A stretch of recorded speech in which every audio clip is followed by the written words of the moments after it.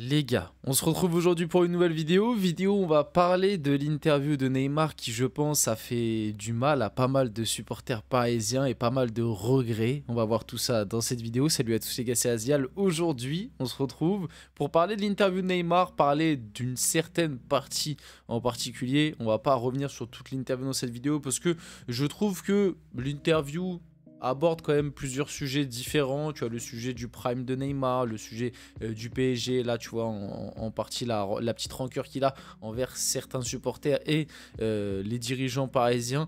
Je trouve que tout ça mérite des vidéos différentes. Donc dans cette vidéo on va se concentrer sur la petite partie rancœur, la petite partie supporters qui sont allés devant chez lui, mais aussi le respect qu'il continue d'avoir envers le PSG. Et je sais pas vous, bon, je pense que si vous êtes des anciens de la chaîne, vous savez, moi Neymar c'est les émotions, c'est Neymar, on l'a porté dans le cœur, ça a été une histoire incroyable, très particulière et cette interview honnêtement a fait mal. Honnêtement, cette interview a fait mal parce que quand tu vois l'interview, tu te dis ah, on aurait tellement pu mieux faire de son côté aussi, hein. Attention, faut pas tout lui enlever non plus. D'ailleurs, j'ai vu que certaines personnes reprochaient un peu à Neymar lors de son interview de pas assez aussi se remettre en question. Bon, j'ai envie de dire, les gens qui ont dit ça, ils peuvent dire pareil un petit peu de l'interview d'un Mbappé par exemple.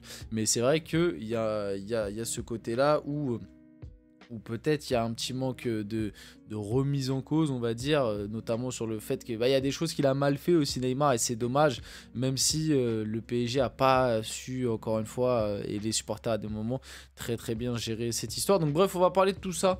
Voilà, petite vidéo posée, on va revenir sur deux déclarations en particulier, sur la petite rancœur qu'il a envers certains supporters, donc il parle du Cup, hein, on va pas se mentir, et envers les dirigeants parisiens plus particulièrement, parler un peu de son histoire au PSG, et après si on a le temps comme d'habitude on verra 2-3 actus autour du Paris Saint-Germain. Avant que la vidéo commence, n'hésitez pas à la liker, commenter, partager et vous abonner, ça fait toujours plaisir, c'est ça qui aide le développement de la chaîne, merci beaucoup. On arrive sur la fin d'année 2024, on arrive bientôt début 2025, donc n'hésitez pas, abonnez-vous, on essaye de passer les 7000 les gars, on est à 6000, on est à combien, 6940 si je me trompe pas, au moment où je tourne. 6950, quelque chose comme ça, bref, on n'est pas loin des 7000, donc n'hésitez pas, on passe l'année 2025, les 7000 quand même, ce serait pas mal. Et on y va dès maintenant du coup. Donc Neymar garde de la rancœur pour certains au PSG, je respecte le club et je vais toujours les soutenir pour qu'ils aient les meilleurs résultats. Déjà, vite fait, petite impression. Parce que moi, avant, donc quand il y a eu l'annonce de l'interview de Neymar, bon déjà le timing est assez drôle que Neymar donne une interview une semaine après celle de Mbappé, bon voilà, même si bon on sait que c'est enregistré bien avant, donc je pense pas que c'est c'est une sorte de réponse ou quoi, mais pour moi l'interview de Neymar est mieux réussie que celle de Mbappé si on doit aller dans ces comparatifs là, et surtout le message envoyé au PSG je trouve est bien mieux réussi que celui de Mbappé, même si on sait ça reste de la com etc, mais je suis désolé, pour moi l'interview de Neymar, je sais pas si vous l'avez vu dans sa version complète, etc. Elle me paraît quand même beaucoup plus naturelle et c'est ça le gros défaut aussi qu'on fait à Mbappé à chaque fois, c'est que c'est trop robotisé, calculé, politisé. Alors que là, Neymar, ça paraît beaucoup plus naturel. Même le cadre de l'interview.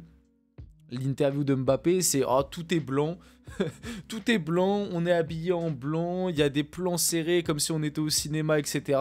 Là, Neymar, c'est posé sur une chaise à côté de Marion Bartoli, posé sur une chaise, une caméra, pas plus, casque, micro, enfin tu vois, ça fait plus naturel, plus simple. Maintenant, on sait que maintenant, il y a de la com et tout là-dedans, bien évidemment, mais tu vois, moi, je m'attendais à ce qu'il dézingue le PSG et au final, pas du tout.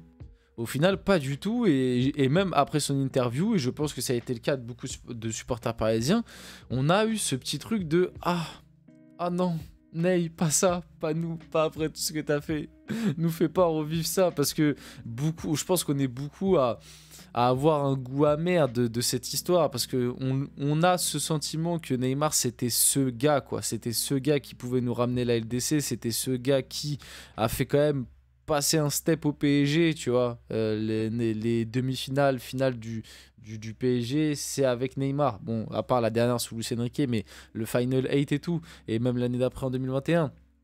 quand Neymar était là, le PSG allait quand même très souvent bien. Le gros problème de Neymar, c'est que bah, il était là une fois sur deux et très souvent il n'était pas là dans les moments importants. Et c'est ça le gros reproche qu'on peut lui faire. Maintenant, quand il était là, moi je suis désolé, quand Neymar était là sur le terrain, t'avais quasiment rien à lui dire. Bon, des fois il pouvait être un peu agaçant, mais globalement, le gars a toujours été performant, même à des moments quand il revenait de blessures de 4, 5, 6 mois. Le gars il revenait au bout de un ou deux matchs directement, c'était déjà redevenu le meilleur joueur de l'équipe et de très très loin. Donc par rapport à ça, tu pouvais rien lui dire. Et tu vois, quand il dit ouais, je veux toujours soutenir pour qu'ils aient les meilleurs résultats, c'est voilà, c'est je respecte le club. C'est bon, même si on se dit c'est un peu de langue de bois et tout, mais ça fait mal. Honnêtement, en plus, moi, vous savez l'amour que j'ai pour Neymar. Et je m'en suis jamais caché, moi c'est mon joueur préféré. Le joueur de foot, attention, parce que à des moments, le côté extra-sportif et tout, moi aussi m'a gavé. Mais le joueur de foot, quand il était sur le terrain, moi c'était trop, tu vois. Mais maintenant, je sais rester objectif. Je sais que voilà, il y a des choses qu'il a pas bien fait avec le club. Maintenant, je pense que aussi le club a mal géré certains trucs. Finalement, c'est un peu comme Mbappé, tu vois. Même si pour moi, Mbappé a fait beaucoup plus de dingueries que Neymar, mais c'est un peu comme toutes les stars du PSG ces dernières années, c'est-à-dire qu'on peut leur reprocher des trucs, mais on se rend compte aussi que bah, à chaque fois le club a mal fait des choses sur certains points, même si c'est pas que la faute du club. Neymar, on n'oublie pas aussi que le premier truc qui a fait que l'histoire c'est un peu tu vois, c'est un peu entaché, c'est son départ forcé qu'il a voulu faire en 2019. Et d'ailleurs, à ce moment-là, finalement, est-ce que... Bon, l'année d'après, on a failli gagner la LDC pendant le Final 8, mais finalement, est-ce que le PSG n'aurait pas dû accepter son départ? Bref, tu vois, tu peux te reposer la question et démarrer sur un nouveau projet, full Mbappé, ou je sais pas, même si bon, le projet full Mbappé, au final, c'était pas non plus une grande... Mais bref, en tout cas, il y avait des choses mieux à faire du côté du club. Et puis voilà, donc il enchaîne. Je n'ai aucune rancœur envers le club, donc ça fait plaisir. J'ai juste un peu de rancœur envers des gens qui managent le club et quelques supporters. Donc, comme je l'ai dit, ça, il n'y a rien d'étonnant. C'est normal qu'il ait un petit peu de rancœur. Et par rapport aux gens qui managent le club, je suis pas sûr que ce soit Nasser. J'ai vraiment un doute sur le fait qu'il vise particulièrement Nasser El-Khelaifi parce qu'il l'a bien dit dans l'interview, on en reparlera plus tard, que en gros les personnes qui l'ont fait partir c'est Luis Enrique et Luis Campos. Il le précise très très bien. Et Luis Campos de toute façon c'était pas, enfin avec Luis Campos ça se passait pas très bien du tout, et ça c'est quelque chose qu'on savait, qui était sorti même quand il était encore au PSG. Et de toute façon Luis Campos, à partir du moment où Luis Campos a été placé au PSG, son premier truc qu'il a voulu faire, c'était dégager Neymar. Parce qu'on le rappelle aussi, ça c'est un truc complètement dingue, mais Luis Campos a été placé en tant que directeur sportif du PSG par Kylian Mbappé. Ça, je trouve, c'est un truc que là, on oublie de plus en plus. C'est un truc qui est complètement dingue. Mais bref, donc à partir du moment où Campos est arrivé au PSG, la première chose qu'il a voulu faire, c'est dégager Neymar. Donc ça se passait pas du tout bien. Et puis Neymar a plusieurs fois critiqué aussi le mercato de Campos. Donc je suis pas sûr que ce soit Nasser. Peut-être que c'est aussi Nasser dans le lot, mais je pense plus que la personne qui vise en particulier dans cette phrase-là, c'est plus Campos et du coup un peu Luis Enrique aussi, qui dès son arrivée a dit salut, je veux pas de toi, tu peux aller te chercher un club. Alors qu'en plus, Luis Enrique et Neymar se sont connus au Barça et ça se passait plutôt bien à l'époque. Donc c'était peut-être une petite trahison pour lui. Et du coup, les quelques supporters, comme je vous l'ai dit, ils parlent bien évidemment du Cup et des gens qui sont devenus devant chez lui. Ça, c'est tout à fait logique. On rappelle que je pense que c'est l'un des pires moves de supporters depuis un très très long moment au PSG. Et les gens qui ont agi comme ça méritent quelques petites remontrances, on va dire. Mais c'est du passé, c'est le club où j'ai passé le plus de temps dans ma carrière, 6 ans.